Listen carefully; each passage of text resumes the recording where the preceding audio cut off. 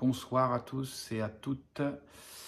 Bien écoutez, c'est avec encore une grande tristesse que je reviens vers vous pour vous parler de Fiona, bien sûr, mais de sa vie, voilà, parce que c'était quelqu'un d'exceptionnel, effectivement. Elle rentrait à la maison, elle était pétillante, elle bougeait dans tous les sens. Et elle était toujours souriante avec ses grands sourires et ses éclats de voix. Et c'est un manque qui est vraiment irremplaçable. En plus, elle nous a laissé, même si on s'attendait quand même à ce qu'elle décède, c'est très compliqué à gérer derrière. Rien que quand on est abattu comme on l'est, on a les nerfs qui sont très fatigués parce qu'on a encaissé les pleurs, les douleurs de Fiona, les cris.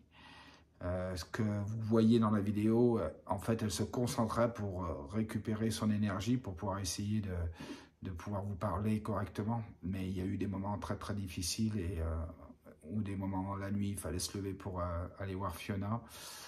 C'était très compliqué, on est très fatigué et je tenais quand même à vraiment à honorer Fiona et à continuer cette chaîne. Alors je ne sais pas jusqu'à où on pourra aller, mais j'ai des idées et puis il y a des choses que Fiona m'a confiées, on en parlera un peu plus tard. Voilà, je voulais vous laisser sa dernière vidéo qu'elle avait faite en fait et qu'elle n'a pas eu la force de monter et de publier. Et j'ai vu qu'il y avait des commentaires là-dessus où les gens demandaient cette dernière vidéo, donc je vais essayer de vous la mettre. Donc vous comprendrez bien que c'est difficile à regarder pour nous. Et voilà, on a beaucoup pleuré. Les obsèques se sont déroulées dans l'intimité familiale. Il y avait quelques copains et amis vraiment proches de Fiona qui passaient les voir. Donc, comment se ont déroulé les obsèques? Eh bien, en fait, on avait loué une petite salle parce que Fiona nous avait dit que si elle mourait, eh bien, elle voudrait juste quelque chose de très simple. Et elle voulait pas qu'il y ait plein de monde qui vienne. Donc, on a respecté son souhait. Ça s'est passé dans une petite salle normale, quoi, une salle publique. Il n'y a pas une salle d'église qu'on pourrait la dénommer comme ça. Et donc, il y a une amie qui est venue. Il y avait un piano à queue dans la salle. Donc elle a joué 2 magnifiques chants et puis on avait mis toutes les photos de Fiona qu'on a trouvées, on avait fait un montage, il y avait un ami qui s'occupait du montage. Donc pendant les chants, on avait mis les vidéos défilaient avec les gens qui étaient en vidéo avec elle, en photo avec elle. Voilà. Et puis après, donc, on a procédé à... Il y a eu un message qui parlait de Dieu, bien sûr, forcément, puisque Fiona avait fait cette rencontre avec Jésus-Christ. Et puis après, on a fait... Avant, il y a eu la mise en bière, bien sûr, à l'hôpital. Et puis après, son corps a été transporté jusqu'à la salle. J'avais oublié de vous le dire. Et ça a été une épreuve très difficile pour nous. Je vais essayer de vous expliquer un peu ce qui s'est passé pendant qu'il y avait ce blanc de 15 jours à peu près. Voilà ce qui se passait, nous, avec Fiona, comment on a géré la situation. Voilà. Et puis donc, en revenant sur son enterrement après, donc on a emmené au cimetière et on s'est tous tenus par la main. Et j'ai parlé à tout le monde de Fiona, de ce qu'elle était. Bon, c'était difficile parce qu'il y avait les émotions, je pleurais. Et donc, on était complètement abattus, mais on a pu ne pas rester dans un silence morbide. Voilà, elle est enterrée dans notre petit village où on habitait avant, parce qu'on avait déménagé jusqu'à elle était malade. Et le petit village s'appelle Saint-Cyprien, c'est dans le 42. Donc, c'est pas dans Saint-Cyprien-Plage, c'est Saint-Cyprien au milieu des terres, à côté de Saint-Étienne, puisqu'on habite dans la région stéphanoise. Voilà, donc s'il y a des gens qui veulent venir se recueillir, pour le moment la tombe elle est à l'état brut et on va faire certainement mettre une stèle. Et moi ce que j'ai dans le cœur c'est de mettre une pancarte pour dire ce que Fiona a fait,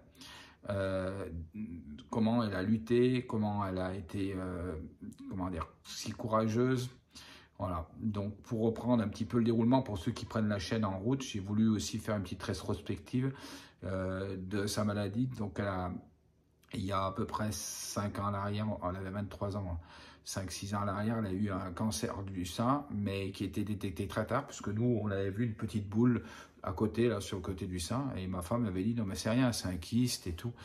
Et puis, elle avait fait l'imagerie médicale, et l'imagerie médicale, et ce qu'il faut faire attention, c'est qu'elle n'est pas transmise au médecin. Donc là, c'était une, comment on appelle ça, une gynécologue, qui n'était pas du tout compétente, et elle s'en laissait un petit peu foutue, quoi, même pas mal, chaque fois qu'elle y retournait, elle ne lui demandait pas ses images. Fiona pensait qu'elle les avait, donc elle a dit, bah, c'est que si elle les a vues, c'est pas grave. Et ça a duré 5-6 mois, et arrivé au mois de septembre, elle lui a donné des antibiotiques. Et ma femme a eu vraiment un gros doute. Je lui a dit, écoute, tu vas voir notre médecin traitant, il te fait passer une biopsie. Et quand ils ont passé la biopsie, ben forcément, ils ont découvert un cancer du sein à stade très avancé. Alors ils ont dit, bah, écoutez, on va essayer de vous sauver, mais il y aura 2 opérations. Une pour enlever les ganglions sentinelles. Donc c'est elle avait un bras qui était assez volumineux. Et puis après, ils ont commencé à faire la chimio, 16 séances de chimio. Donc je ne dis pas qu'on a vécu joyeusement, loin de là. C'était une épreuve pour nous. Et après, elle a eu ses rayons et elle a eu son opération pour enlever la tumeur. Ils ont sauvé son sein et elle était en rémission puisqu'elle prenait des cachets. Et puis au mois de mai l'année dernière, on a appris parce qu'elle se plaignait, elle me disait, oh, je vomis, j'ai des douleurs au ventre, je suis pas bien, je suis écœuré. Ouais, mais j'ai dit, Fiona, elle avait un problème de thyroïde, j'ai dit, ça vient certainement de là, on s'est pas affolé, c'est bien dommage. Et donc, si vous avez des symptômes, vaut mieux, dans le doute, faire les analyses nécessaires. Et elle avait changé d'oncologue et puis elle lui a dit, bah, écoutez, je vais vous faire passer des analyses de sang. C'est là qu'ils ont découvert qu'il y avait un problème. Ils l'ont fait vite rentrer à l'hôpital d'urgence pour l'opérer et lui mettre une prothèse au niveau de la bile. Ils ont refait une intervention pour faire une ponction au niveau du foie parce qu'ils avaient vu qu'il y avait une petite tache au niveau du foie. Et donc, il s'est avéré que cette ponction était faite à côté. Donc, ils lui ont refait une ponction par l'extérieur, ce qui était très douloureux pour elle, je m'en rappelle. Elle devait rester que 2 heures à l'hôpital et elle y est retournée le lendemain. Enfin, elle était en colère. Et puis, donc, ils ont fini par nous dire, ben oui, non, mais ça a l'air une petite tache, ça a l'air... Normalement, ça doit être du bénin. Et finalement, pour nous dire que c'était une métastase au foie. Donc, elle a fait la chimio de première ligne. Et dans cette chimio de première ligne, eh bien... Je crois qu'on en avait fait 8 ou 10. À la fin, on a vu que la métastase avait disparu. Donc moi, je suis allé voir un chirurgien à Lyon qui m'a dit non, mais je ne l'opère pas, c'est trop dangereux. Donc ce qu'on a fait, on s'est référé à l'oncologue et l'oncologue était un petit peu jeune. Et Fiona, elle a quand même beaucoup de caractère et elle ne voulait plus refaire de chimio. J'ai dit, Fiona, il faut peut-être refaire une chimio. Non, non, je ne veux plus en faire. Alors il lui a donné des cachets. Et ces cachets, elle les a pas supportés. Je ne me rappelle plus le nom de ces cachets. Et en fait, ils lui faisaient des brûlures aux mains et ils ont diminué la dose. Et finalement, ça a duré 1 mois et demi, 2 mois. Et puis, pour s'apercevoir que la métastase avait réapparu. Et donc, on a changé d'oncologue. C'était un oncologue qui était beaucoup plus d'expérience, qui avait 35 ans d'expérience. Il lui a dit, bah, écoute, il faut qu'on remette une chimio de 2e ligne. Donc elle n'était pas contente, elle a perdu tous ses cheveux, bien sûr, parce que c'était une chimio qui faisait perdre les cheveux. Ça a duré plusieurs séances pour finalement, quand on passait les PET scans, voir que eh bien, la métastase n'avait pas diminué, mais au contraire grossi. Et donc là, ça a été l'effondrement. Et il lui a dit, écoute, si on arrive à la faire diminuer comme avant, il y a moyen de te faire opérer. Et je sais qu'elle était montée, oui, c'est pas ça, on était monté à Paris avant qu'il lui fasse la chimio de 2e ligne. Et c'était le professeur Hamel qui lui a dit, écoute, je vais t'opérer, si c'est possible, remonte une 2e fois. Elle était remontée une 2e fois, il lui avait fait un PET scan, et c'est là qu'il s'est aperçu que la métastase avait grossi. Et nous, on était vraiment dépités parce qu'on a dit peut-être que la chirurgie aurait pu la sauver, mais c'était une opération très lourde. On ne sait pas derrière les conséquences que ça aurait pu avoir avec des dangers qu'elle puisse rester sur la table d'opération. Donc ça a continué jusqu'à faire la chimio de 3e ligne. On s'est retrouvés au mois de mai, juin. Je suis retourné voir l'oncologue avec elle et là, il a dit non, non, c'est pas, les résultats sont pas bons, Fiona et tout. Et Fiona était vraiment dépitée, elle se battait. Et c'est vrai, je me rappelle qu'on était rentré, on a mis un moment pour se remettre. Et Fiona, pareil. Mais elle voulait toujours se battre et pour elle, elle allait guérir. Et puis nous aussi, c'est pareil, on pensait vraiment qu'elle allait guérir, qu'elle allait se passer quelque chose puisqu'on avait la foi. Et c'est vrai que j'ai vu des guérisons, mais j'ai vu aussi des gens partir du cancer. Mais bon, Fiona, elle n'avait pas envisagé cette option, elle était jeune, elle voulait vraiment vivre.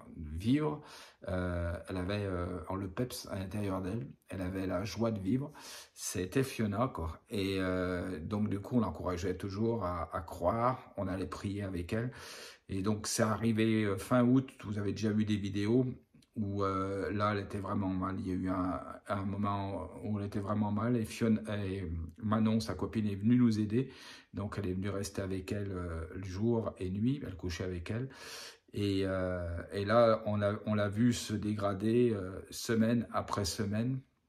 Et donc, les dernières vidéos qu'elle a faites, là, c'était quelques jours avant qu'elle décède.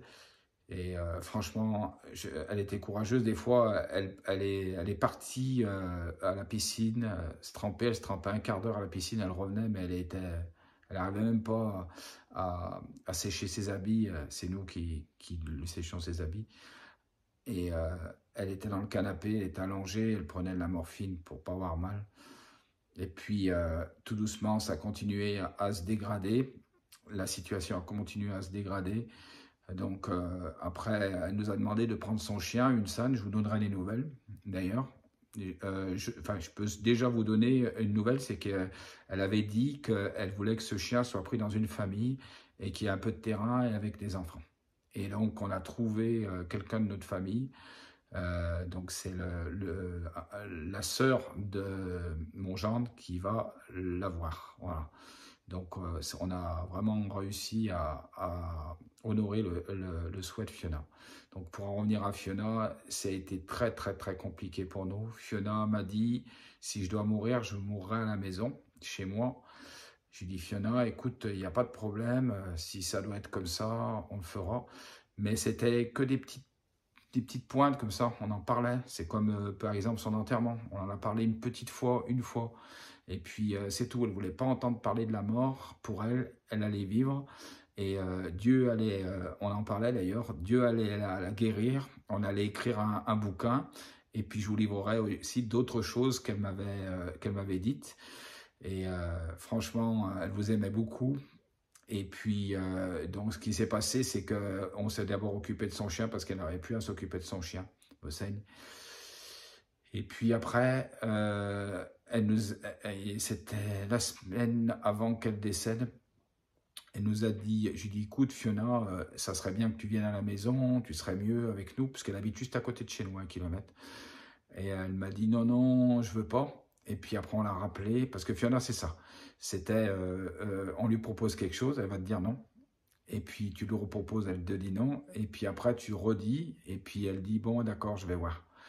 Et elle savait qu'elle n'était pas bien seule chez elle, parce que des fois, elle restait toute seule chez elle, parce qu'elle voulait pas qu'on vienne la voir. Donc on allait la voir qu'à partir de l'après-midi, qu'elle commençait à se réveiller.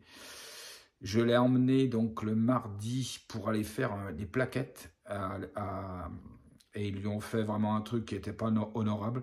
C'est qu'elle leur avait dit qu'elle ne pouvait pas se lever, que c'était très dur pour elle. Et ils lui ont fait les plaquettes le matin. Et c'était terrible parce que je suis parti avec ma fille dans le VSL et elle est arrivée et c'est moi qui l'ai poussée dans l'hôpital en chariot et j'ai pas fait attention, il y avait le miroir dans l'ascenseur et quand elle s'est vue dans l'ascenseur, elle a été vraiment dépitée et elle m'a dit papa quand tu me ramènes en marche arrière. Et c'est vrai que c'est dur d'affronter le visage des gens parce que les gens la regardaient et tournaient le visage. Elle qui était si belle, si extraordinaire. Et voilà, moi ça me fait du bien de parler d'elle, ça me fait du bien de parler ce soir. Il y a Fiona, quand elle faisait ses vidéos, il n'y a pas de filtre. Il n'y avait pas de filtre. Ce qu'elle était avec nous, elle l'était dans les vidéos, ça je peux vous l'assurer. Elle a juste caché les moments les pires moments de douleur parce qu'il y avait des moments dans la journée où la douleur devenait intense. Heureusement, on a réussi à lui faire accepter de prendre de la morphine. Ça n'a pas été une mince affaire. C'est qu'elle s'est retrouvée à l'hôpital avec quelqu'un et c'est la personne qui lui a dit ah ben moi je prends de la morphine, depuis ça m'a changé la vie. Et Fiona, à ce moment-là, elle a dit bah d'accord, je veux bien. Donc elle avait deux formes de morphine, une diffusion lente et une diffusion rapide. Voilà, donc pour en revenir à ce mardi, donc ce qui s'est passé, c'est que elle a fait ses plaquettes et elle était épuisée en rentrant en Boston. Je l'ai ramenée à la maison et elle est restée couchée jusqu'au soir. Le vendredi, je crois, elle avait rendez-vous pour lui enlever le liquide qu'elle avait dans l'abdomen. Donc c'est une amie à nous qui est allée avec elle. Et pareil, c'était l'après-midi, heureusement. Et donc quand elle est allée, pareil, très très fatiguée, c'était horrible. L'ont ramenée et elle a accepté de venir à la maison le samedi. Donc le samedi, elle est venue à la maison. Et elle était en haut et je me rappelle qu'on s'est mis sur elle et qu'on lui a dit « Fiona, on t'aime » avec sa maman. Il y avait sa sœur aussi au téléphone. Et on t'aimera toujours, on est fiers de toi, de tout ce que tu as fait. Tu es notre enfant, on t'aime, on est entouré d'amour. Et puis des fois, on se mettait juste à ses pieds, à genoux, et on écoutait de la louange. Elle aimait bien Bethel Church, vous regarderez sur Internet Bethel Church. C'est une église aux États-Unis qui a une louange extraordinaire. Et on se taisait et on restait dans cette sainte présence de Dieu. Elle aimait bien. Voilà. Et donc le samedi, elle a passé le samedi à la maison. Et donc ce qui s'est passé, c'est qu'elle est restée couchée. Elle n'arrivait même pas, elle se servait pas de son portable. Des fois, elle nous parlait un petit peu et après, elle retombait dans une sorte de sommeil. Elle ressortait du sommeil, elle nous parlait un petit peu. Et j'avais mis la télé dans la chambre pour qu'elle puisse la regarder un peu. Et puis, elle ne l'a presque pas regardé, on l'a juste allumé pour avoir le son, quoi. Et ce qui s'est passé, c'est que le dimanche, donc, il y a eu un moment où on a entendu descendre le matin. Moi, j'avais pris un cachet pour dormir parce qu'on est très fatigué, on dort très mal. Mon épouse s'est levée et elle a vu Fiona venir en bord. Elle a réussi à descendre en se tenant et elle était verte, toute verte. Son visage était devenu vert, jaune, vert. Et elle s'est allongée, elle s'est mise à crier « j'ai mal, j'ai mal, j'ai mal ». Et nous, on a dit « mais on peut pas, qu'est-ce qu'on va faire? Comment on peut gérer la situation ?» Alors on a essayé de lui donner de la morphine et on l'a remontée dans la chambre en haut. Et puis ma femme m'a dit « écoute, on peut pas laisser Fiona comme ça, il faut qu'elle accepte d'aller à l'hôpital ». On a téléphoné au SAMU et on a eu le médecin. Je suis monté voir Fiona, je dis « Fiona, s'il te plaît, c'est mieux que tu ailles à l'hôpital pour te gérer et ça sera mieux et tout ». Et elle me dit, bon, papa, d'accord. Et donc, on a mis le téléphone vers eux pour qu'ils écoutent la voix de Fiona. Elle a réussi à leur dire qu'elle voulait aller à l'hôpital. Et là, ça a été un déchirement. Parce qu'on lui avait promis qu'elle mourrait à la maison si elle devait mourir. C'est vrai que ce n'était pas une option qu'elle avait intégrée. Et que même moi, ça m'a vraiment couché parce qu'en fait, je n'avais pas du tout intégré l'option de ce qu'elle puisse être, mourir, quoi. Voilà. Pour moi, il va y avoir un miracle, il va y avoir quelque chose, mais elle ne mourra pas. Et puis, donc, l'ambulance est venue la chercher. Et là, quand vous voyez votre petite fille, votre chérie, monter sur le brancard et partir, et on lui a dit, la porte était ouverte derrière, je lui ai dit, écoutez, où il y a quelqu'un pour la surveiller? Il m'a dit, oui, oui, je me mets derrière, ils étaient deux. Je lui ai dit, écoute Fiona, on arrive tout de suite, on vient te voir. On est monté vite à l'hôpital et on l'a mis, heureusement, elle est tombée dans une chambre en palliatif, une grande chambre, elle était bien et franchement, c'était une chambre très luxueuse.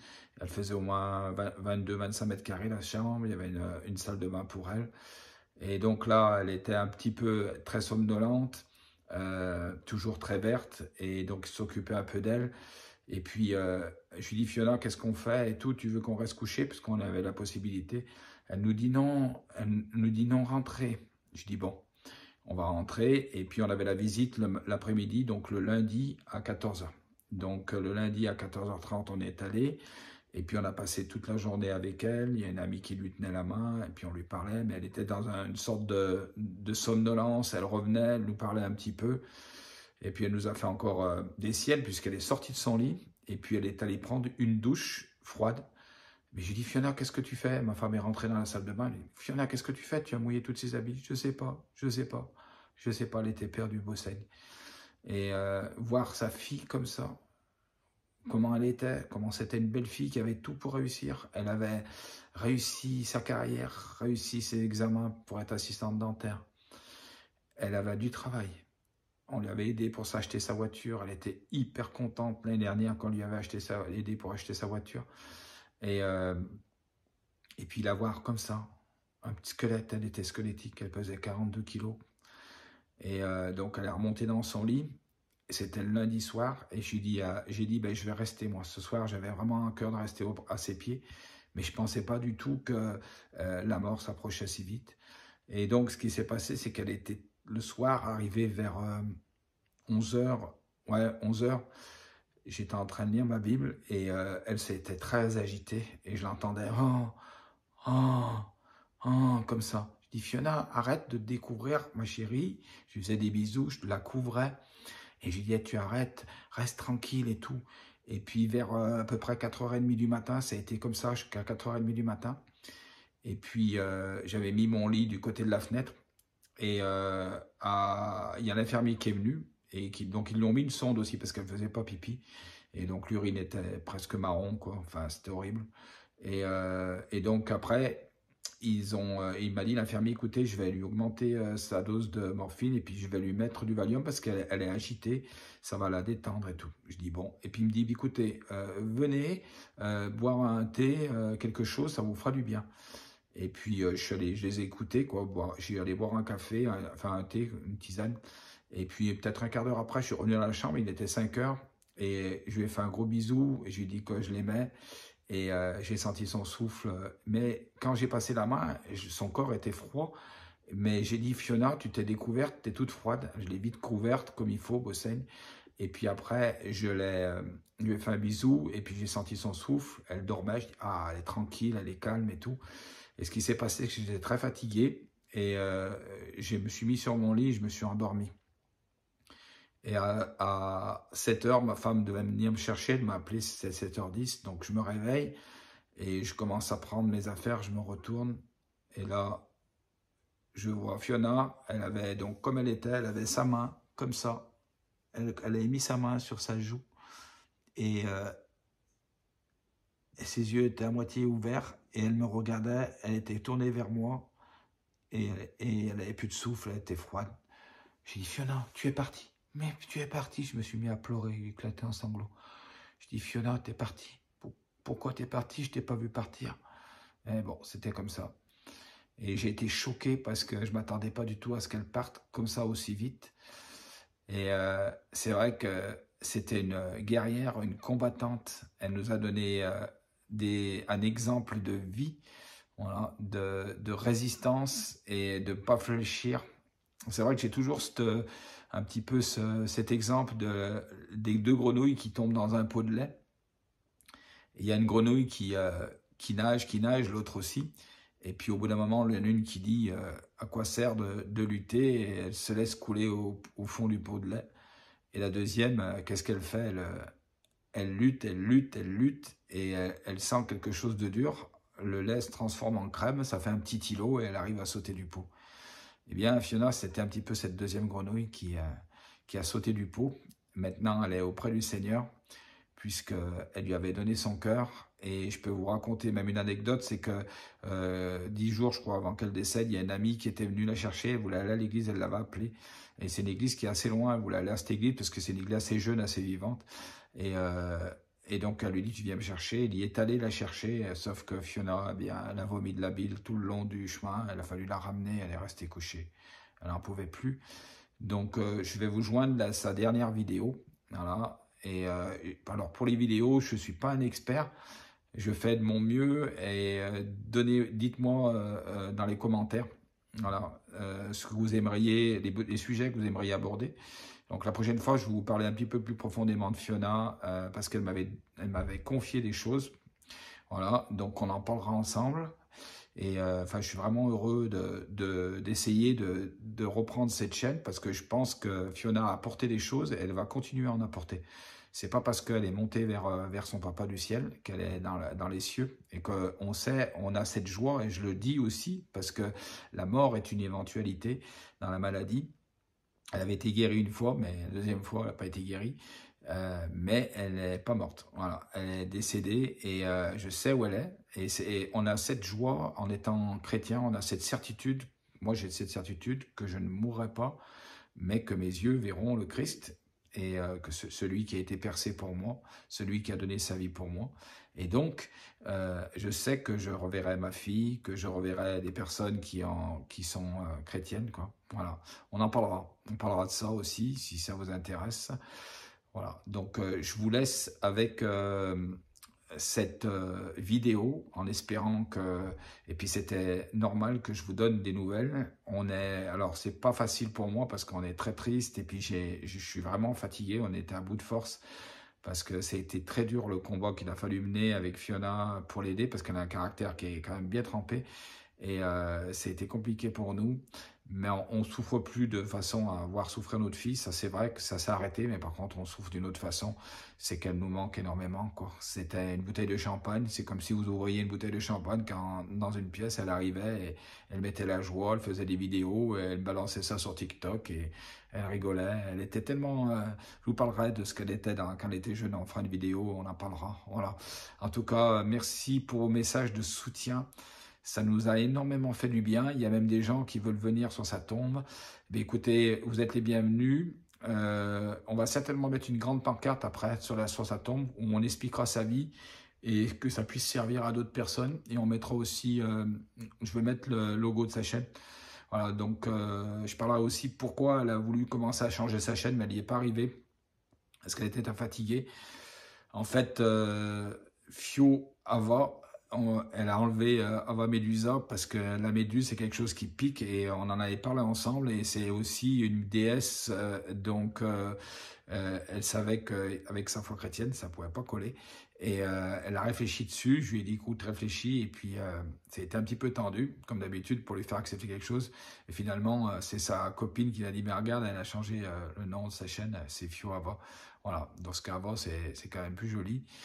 Voilà, donc je vous laisse voir sa dernière vidéo et puis je vous dis à très bientôt et comme elle faisait, ciao, ciao, ciao.